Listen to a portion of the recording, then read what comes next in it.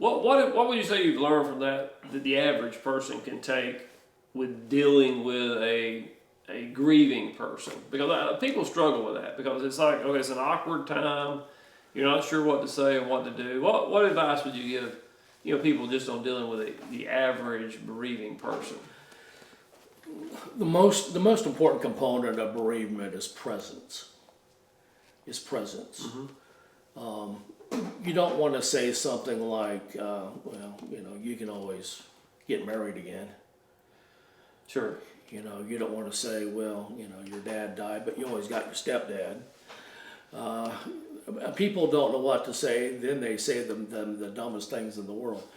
And they don't mean any harm. Sure. They don't mean any harm, and I'm very sympathetic to that from the pastor and chaplaincy, but just letting people know you care and you're there. Mm-hmm. And don't say something like, when you need me, give me a call. They're not going to call you. Mm-hmm. In a prison, they're not going to call you. You need to follow up. You need to make it a point to call on them, mm-hmm. To call them back or to go to where they are and follow up with them, make a wellness check. Mm-hmm. We need to do wellness checks on people. We need to check on them and just, can I bring a meal? Bring a meal over, bring meals mm-hmm. Here in our society. But to make sure their emotional needs, which is moreover support and mm-hmm. presence, to be able to do some housework, to be able to go get the oil change in a car, go get gas in the car, go to the grocery for the person. We need to be the hands and feet of people while they're in their period of bereavement. And as they begin to move forward in the bereavement process, they're going to be more willing, to be able to talk. Mm-hmm. Don't be afraid to bring up the loved one. You need to talk about them. Mm-hmm. A lot of bereaving individuals will be offended that you don't even care enough about Joe. You never even talk about him. Right. So you talk about Joe. You talk about what he meant to you. You want to have a significant memorial. You want to be able, or funeral. You want to be able. People say I can't speak at a funeral. You could write something down and have someone read it, mm-hmm. have the pastor or someone else read it. Mm-hmm. But they deserve it. You've got a responsibility. Mm-hmm. It ain't about you. Right. It's about them. Right. Exactly. And you need to get out of your comfort zone and be a little uncomfortable. You can be more uncomfortable if you lost a loved one. What can you do for them? What's the greatest demonstration of love? And we need to be Jesus' hands and feet. Mm-hmm. Mm-hmm. Need to be his hands and feet during this time. But saying a lot, is not necessary. It can be beneficial to go and read the Bible to someone. Say, can I just read the Bible? So the main thing is be there. Presence. Be present and support for whatever the need is, and try not to be overly talkative, but so just be present and support and take care of their physical right their physical needs, mm-hmm. and be willing has opportunity to be able to talk about the deceased. And everyone has a different way of grieving. There's no right way, no wrong way. The problem with our culture, American culture.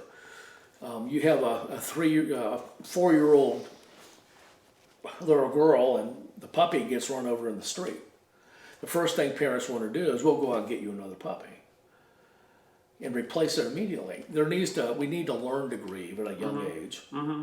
Okay, that doesn't mean you don't ever buy them a puppy again, but let's take some time to talk about Snoopy and talk about what Snoopy meant to us and process it and talk about it and deal with it. We need to teach our children how to grieve. Mm.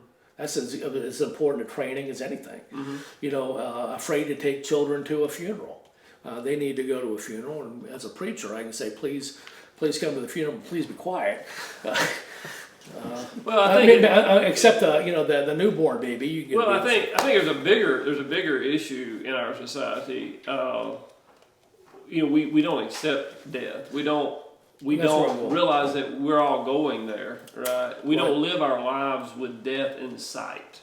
No doubt about it. And I think that alone is. We want to sanitize it, and that's why I'm saying you go out and immediately buy a new puppy. There's situations where people say, I've got to keep myself busy. I got to keep myself busy. We need to take time off, and other cultures are better at it, overseas and so forth, take a time of bereavement. You don't want to rush back. We talked very early in our conversation about delayed obedience is disobedience. Let me say something about grieving. You're going to grieve. The question is do you want to grieve now and heal, or do you want to kick the can down the road and have to deal with it later? And when I was pastoring in Nebraska, there's a real good example.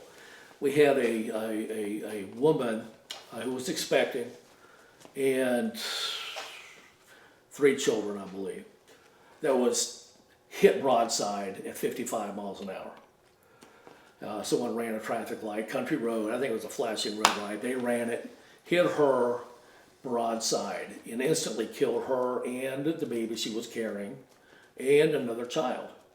And it was a Sunday, and Sunday night after church, I get a phone call, and I get a call from the hospital, and can you come and share the death with the other children? And the boyfriend, I guess had just learned about it. So anyway, I went and I talked to the children. They were small kids, 7 and 5 or something like that, and then dealt with the boyfriend. It's the only triple funeral that I'd ever done in my career. But the boyfriend had another woman in his house in a week. And a lot of people want to move on. A lot of people want to put it behind them. A lot of people don't deal with the grief. And what's going to end up happening almost all the time is it's going to come up. There's going to be baggage in the relationship. You're carrying that baggage in. There's unresolved grief and problems. So how long does it take for someone to? Some time. Well, and the question is how long does it take? I've heard people, get remarried in 6 months and get criticized. A week, I think probably is much too soon. It's going to be different for different people, but yeah. But you need to be able to say that there's been time to deal with this and process it, and to put the business affairs, the legal affairs to rest, and so forth. You got to be careful about putting a time frame. I want to be careful with that. But people don't do well with grief. We want to get back to the job. We don't want to take time off work. We want to get right back. We want to keep ourselves busy. And what I'm promoting, and I think I learned this in hospice care and palliative care, that there needs to be a season. Right. There's a time to weep. There's a time to cry. But you've got to take the time to get away, to go through the pictures, to be able to grieve on it, to shed tears. Tears are good. Tears are healthy. And to be able to talk through it, talk to other people, get some counseling, and be able to, and the clouds will begin to part.